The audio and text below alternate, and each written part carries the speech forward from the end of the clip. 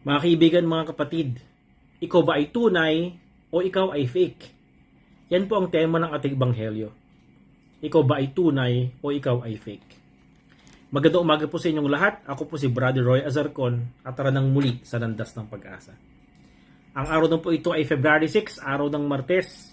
At ginugunita natin ang mga importanteng tao sa araw nito, si San Pedro Bautista, San Pablo Miki at mga kasama nila mga martir. Ang pagbasa natin sa araw nito sa ating ebanghelyo ay galing sa chapter 7 ng libro ni San Marcos. Ito ay patungkol sa mga Pariseo na tinatanong si Jesus kung bakit hindi naglilinis ng kamay ang kanyang mga disipulo. Hayaan niyong basahin ko ng sandali ang parte ng ating ebanghelyo. Kaya tinanong ni Jesus ng mga Pariseo at mga tagapagturo ng kautusan, bakit hindi sumusunod ang mga alagad mo sa turo ng ating mga ninuno? Kumakain sila na hindi man lamang naghuhugas ng kamay ayon sa ating kaugalian. Sinagot sila ni Jesus, mga mapagkunwari, tama nga ang sinabi ni Isaias tungkol sa inyo. Nang kanyang isulat, ang paggalang sa akin ng bayang ito ay pakunwari lamang, sapagkat ito'y sa bibig lamang at hindi sa puso bumubukal. Walang kabuluhan ang kanilang pagsamba, sapagkat itinuturo nilang galing sa Diyos ang kanilang mga utos, ngunit hindi naman ito totoo. Kaibigan, kapatid, napakarami pong fake sa mga panahon na to. Nahihirapan po tayong malaman ano nga ba ang totoo. Ang tawag sa ating lahat ay maging tunay na Kristiyano. Tunay na sumusunod kay Jesus, hindi lamang kung linggo. Hayaan nyo magbigay ako muli ng 3 tip para naman lalo tayong maging tunay na Kristiyano at hindi fake na Kristiyano. Una, makinig at pag-aralan ang salita ng Diyos. Ang ating mga ebanghelyo o gospel readings na kada linggo ay tungkol lahat kay Jesus.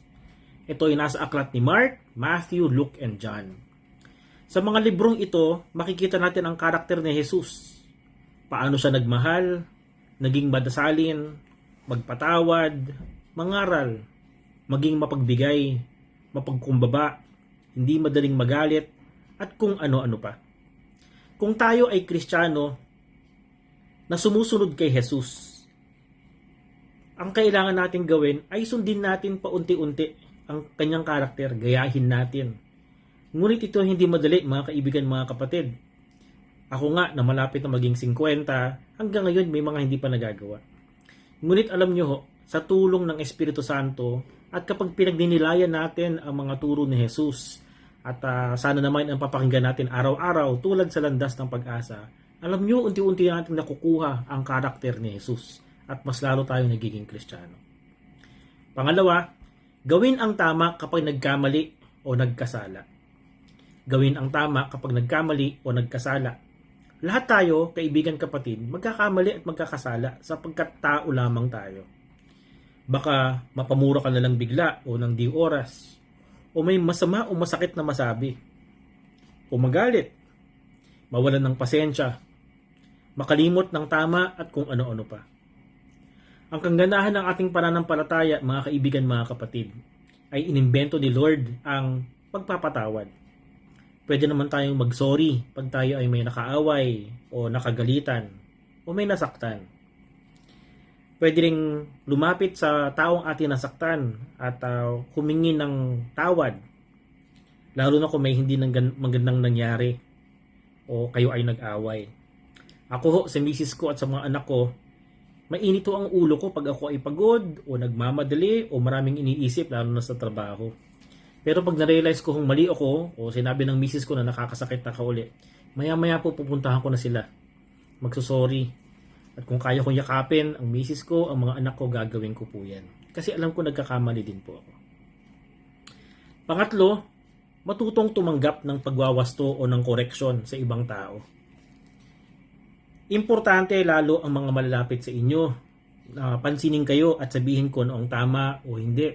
O mga kaibigan mo, mga kapatid mo, mga nagmamahal sa iyo o nakakatanda sa atin. Alam nyo, mas maganda nang sinasabihan tayo kung ano ang ating dapat gawin o yung mga pagkakamali natin kaysa naman sa hindi tayo pinapakailaman, di ba? Ganyan po ang pagmamahalan. Ang tawag nga po dyan ay sandpaper ministry. Para naman mas maging maayos ang ating samahan. Guilty po ako dyan sa misis ko na madalas nagre-remind sa akin na minsan natatakot na ang mga bata o lumalayo ang kanilang loob kapag medyo tumataas na yung boses ko o nagsisimulan na ako magalit. Buti na lang may misis na pinadala si Lord sa akin para makorekt ako at ma-remind na minsan ay sumusobra din ako at kailangang maging hinay-hinay, haba ang pasensya at maging mas mapagmahal lalo na sa aming maliliit na mga anak. Mga kaibigan, mga kapatid, hindi pa huli ang lahat. Maging malinis tayo sa loob at sa labas ng ating pangangatawan. Sa ating panglabas na kaanyuan at sa ating puso. Maging tunay na Kristiyano sa araw ng linggo, pati na rin sa ating araw-araw. Una, pag-aralan natin ang karakter ni Jesus. Pangalawa, gawin natin ang tama pag tayo ay nagkamali. At pangatlo, matutong tumanggap ng pagwawasto o ng koreksyon para mas maging tunay tayong mga Kristiyanong sumusunod kay Jesus. Kung kayo ay na-bless ng video na ito, pakilike naman po ang page at pakishare ang video na ito sa inyong mga kaibigan at mahal sa buhay. Muli ako po si Brother Roy, nagsasabi sa inyong pagpalain tayo nawa ng ating amang punong-puno ng pagmamahal.